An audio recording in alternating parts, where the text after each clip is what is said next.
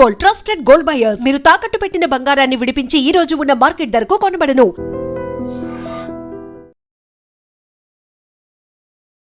దగ్గు జలుబుందని ఆసుపత్రికి వెళ్తే పాప ప్రాణాలు తీశారండి.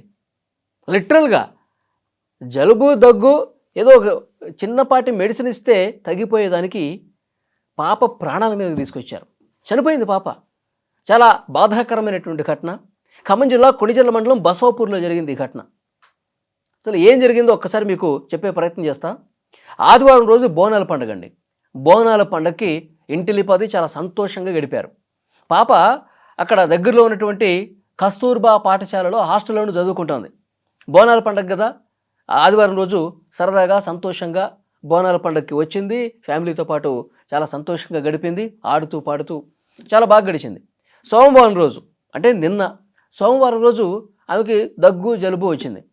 వస్తే ఫ్యామిలీ మెంబర్స్ మళ్ళీ నువ్వు హాస్టల్కి వెళ్ళిపోతావు, నీకు అక్కడ మళ్ళీ చూపించడానికి కూడా కొంచెం ఇబ్బంది అవుతుంది, ఎలా వెళ్తావు, తగ్గాక వెళదు, హాస్పిటల్లో చూపించి 2 రోజులు ఇక్కడే ఉండు, తగ్గిన తర్వాత హాస్టల్కి వెళ్దు అని చెప్పి కుటుంబ సభ్యులు హాస్పిటల్కి తీసుకెళ్లారు. తండ్రి రమేష్, తల్లి మౌనిక. ఈ పాప పేరు హేమశ్రీ. సో హేమశ్రీని పేరెంట్స్ ఊళ్ళో ఉన్నటువంటి ఆర్ఎంపీ డాక్టర్ దగ్గరికి తీసుకెళ్లారు. ఆర్ఎంపీ డాక్టర్ ఏం చేశాడు, ఇంజెక్షన్ చేశారండి. ఒక ఇంజెక్షన్ చేసి ఇక రెండో ఇంజెక్షన్ చేయడానికి రెడీ అవుతున్నాడు ఆర్ఎంపీ డాక్టరు.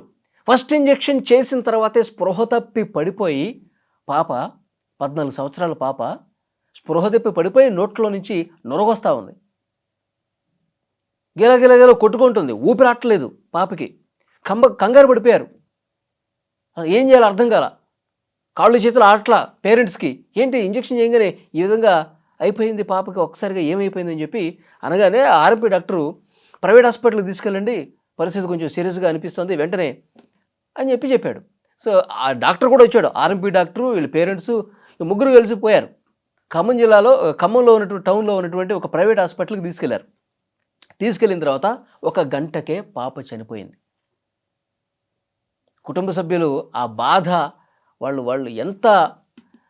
వాళ్ళకెంత కడుపు కోత ఉంటుంది, గుండెల నిండా ఎంత బాధ ఉంటుంది.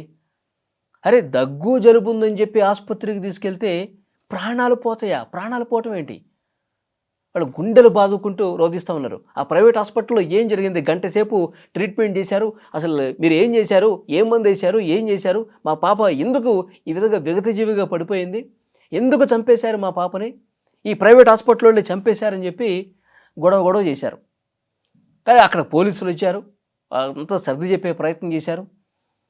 వీళ్ళు ఈ ప్రైవేట్ హాస్పిటల్ వాళ్ళు ఏం చెప్తున్నారు, మా దగ్గరికి వచ్చేసరికే ఆమె చనిపోయిందమ్మా, ఇక్కడికి వచ్చేసరికే పాప చనిపోయింది, అసలు పల్స్ ఉందా లేదా, అసలు కళ్ళు ఎట్లా ఉన్నాయి, బీట్ ఏ విధంగా ఏమైనా కొట్టుకుంటుందా లేదా, ఇవన్నీ మేము పరీక్షించేసరికి గంట సేపు పట్టింది, ఆమె దారిలోనే చనిపోయిందమ్మా అని చెప్పి వాళ్ళు చెప్తున్నారు.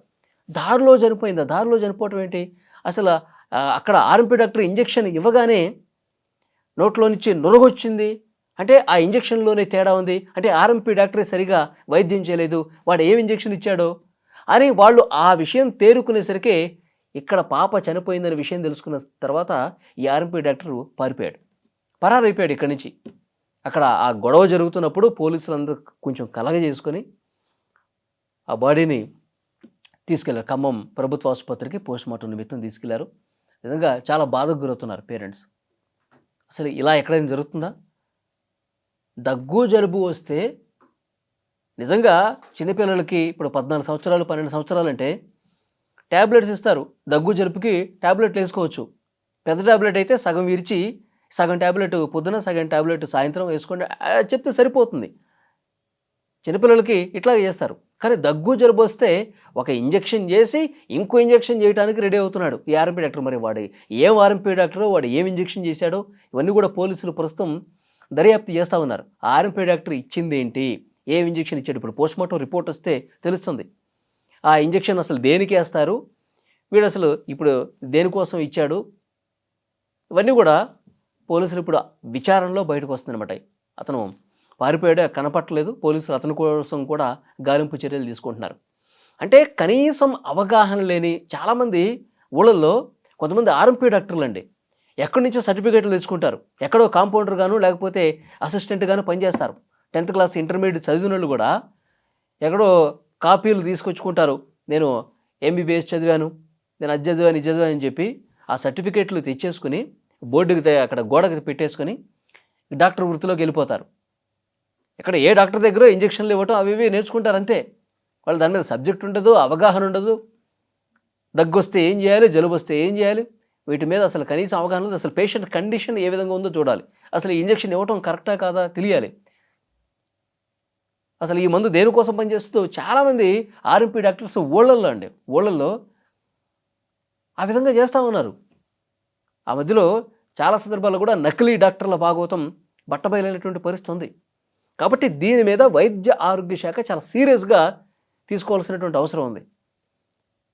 వైద్య ఆరోగ్య శాఖ కొన్ని టీమ్స్ని పంపించి అసలు ఊళ్ళల్లో ఉన్నటువంటి ఆర్ఎంపీ డాక్టర్లు నిజమైన డాక్టర్లేనా, వాళ్ళు సరైనటువంటి మందులే ఇస్తున్నారా, వాళ్ళ నిజమైనటువంటి సర్టిఫికేటే ఉందా, వాళ్ళు వైద్య కోర్సు ఏమన్నా చేశారా లేదా, ఇవన్నీ కూడా చెక్ చేయాల్సినటువంటి అవసరం ఉంది. ఎందుకంటే ప్రజల ప్రాణాలు పోతున్నాయండి. ఒక చిన్న పాప 8వ తరగతి చదువుతున్నటువంటి పాప ఆదివారం రోజు బోనాల పండుగ రోజు చాలా సంతోషంగా కుటుంబ సభ్యులతో ఆడుతూ పాడుతూ ఉత్సాహంగా ఉల్లాసంగా తిరిగినటువంటి ఆ పాప చిన్నపాటి దగ్గు జలుబు వచ్చిందని చెప్పి ఆసుపత్రికి తీసుకెళ్తే ప్రాణాలు పోవటం ఏంటంటే ఎంత దుర్మార్గం, ఎంత దారుణం ఇది. నిజంగా అసలు నమ్మకం ఉందా? పేరెంట్స్ అసలు ఏదన్నా హాస్పిటల్కి వెళ్ళాలంటే నమ్మకం ఉంటుందా? ఇప్పుడు వీడు ఎక్కడికి పారిపోయాడో పోలీసులు వెతుకుతూ ఉన్నారు. నిజంగా చాలా కఠినంగా శిక్షించాల్సిన అవసరం ఉంది. వైద్య ఆరోగ్య శాఖ మాత్రం ఈ కేసుని చాలా సీరియస్గా తీసుకోవాల్సినటువంటి అవసరం ఉంది. మొత్తం రాష్ట్రంలో ఉన్నటువంటి అన్ని ఆసుపత్రుల్లో ఉన్నటువంటి డాక్టర్లు నిజమైన డాక్టర్లా, నకిలీ డాక్టర్లా, వాళ్ళు నిజంగా వైద్య వృత్తి సంబంధించి చదువుకున్నారా లేదా, ఎంబీబీఎస్ చేశారా, లేకపోతే సంబంధిత కోర్సులు ఏమైనా చేశారా లేదా, ఇవన్నీ కూడా వెలికి తీయాలి. నకిలీ డాక్టర్లను దొరికితే మాత్రం చాలా కఠినంగా శిక్షించాల్సినటువంటి అవసరం ఉంది. ఈ వీడియో మీద తప్పకుండా మీ అభిప్రాయం కామెంట్ చేయండి.